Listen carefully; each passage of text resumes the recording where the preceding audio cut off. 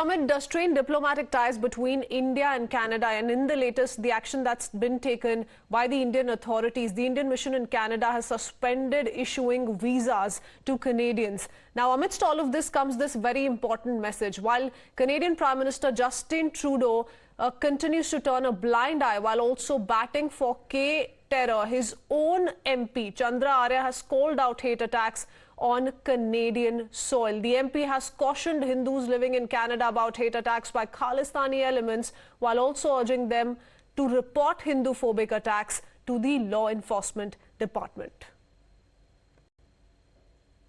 Few days back, Khalistan movement leader in Canada and president of Sikhs for Justice, which organizes the so-called referendum, Gurpatwant Singh Pannoon, attacked Hindu Canadians, asking us to leave Canada and go back to India.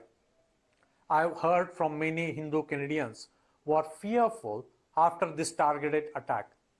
I urge Hindu Canadians to stay calm but vigilant. Please report any incident of Hindu phobia to your local law enforcement agencies. The Khalistan movement leader is trying to provoke Hindu Canadians to react and divide the Hindu and Sikh communities in Canada. Let me be clear. Vast majority of our Canadian Sikh brothers and sisters do not support Khalistan movement. It's a message, Rishabh, that one and all must hear today, and especially the Canadian Prime Minister Justin Trudeau, because remember what he said right after his interaction with Prime Minister Narendra Modi in a pull aside during the G20 summit which was held in New Delhi. He called Khalistani activities in India an indication perhaps of free speech. That's the message that he put across indirectly, and this is what his own MP has to say to the same today. Well, definitely, if you see what's happening in Canada, Justin Trudeau has been cornered by his own domestic polity. While the opposition leaders are questioning the allegation and demanding concrete proof to substantiate what Justin Trudeau said, the Indian origin MP has come out and has said that whatever happening in Canada is actually worrisome, and the way Hindu community, the Indian Hindu community in Canada is being threatened is something that needs to be taken care of. While India has issued an advisory, Canadian Minister for Public Safety has said that Canada is safe to travel, but now their own MPs questioning the safety, quote unquote, that the government is talking about. And we have seen the law and order situation here in Canada in last 1 year.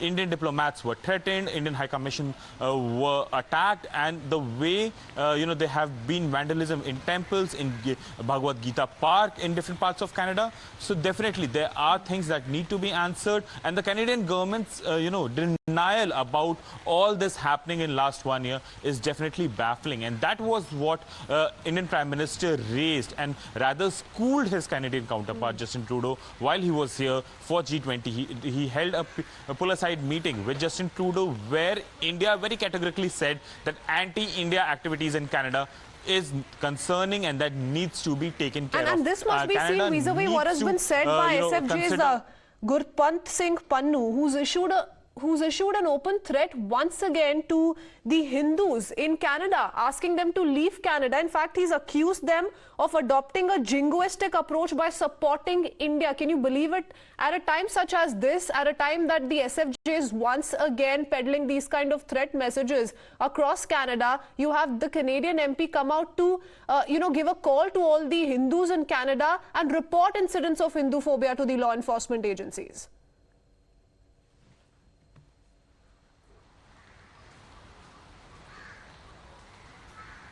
Rishabh. So if you see, the way things are happening in Canada and the way, law enforcement agencies are functioning, that is again under question.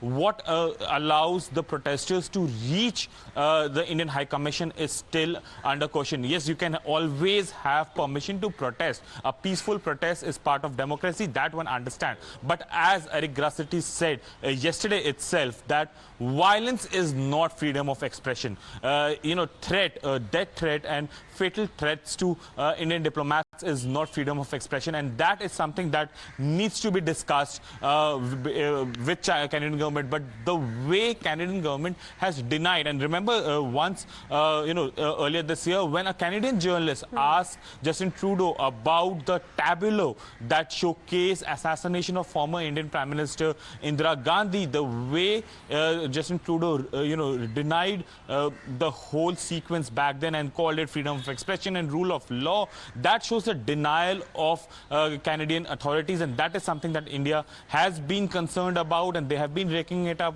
at various levels. Latest at the top when the Canadian Prime Minister was here. Remains to be seen whether the law enforcement agencies will go ahead or not. But for now, there are only allegations, no proof MP from Canada to India. read in the manner in which extremist forces, Khalistani extremists, are functioning on Canadian soil, and it's going unchecked. That's where the problem comes in, Rishabh. Even the Canadian opposition leader, Pierre Poilievre, has doubted the claims of Justin Trudeau. And we're talking about the claims he's leveled against India, the allegations leveled against India of how there is a link of the Indian government to the killing of the separatist leader Nijar. Now, once again, this opposition leader in Canada has urged the Canadian Prime Minister to provide all the facts before leveling such allegations. Listen in. I think the Prime Minister needs to come clean with all the facts. We need to know all the evidence possible so that Canadians can make judgments on that. The Prime Minister hasn't provided any facts.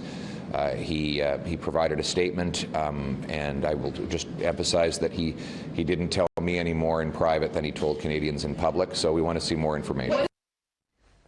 Well, even those whom Canada considers allies have appeared cold to the Canadian Prime Minister's claim. US President has called the diplomatic controversy between India and Canada concerning. The Australian Prime Minister Anthony Albanese didn't quite express his opinion on the incident and asked the media person to chill out. His British counterpart spokesperson said that Rishi Sunak government's priority is to secure a trade deal with India. None of the allies that Justin Trudeau, the Canadian Prime Minister, reached out for support, perhaps seeking condemnation against India, have so far done the same.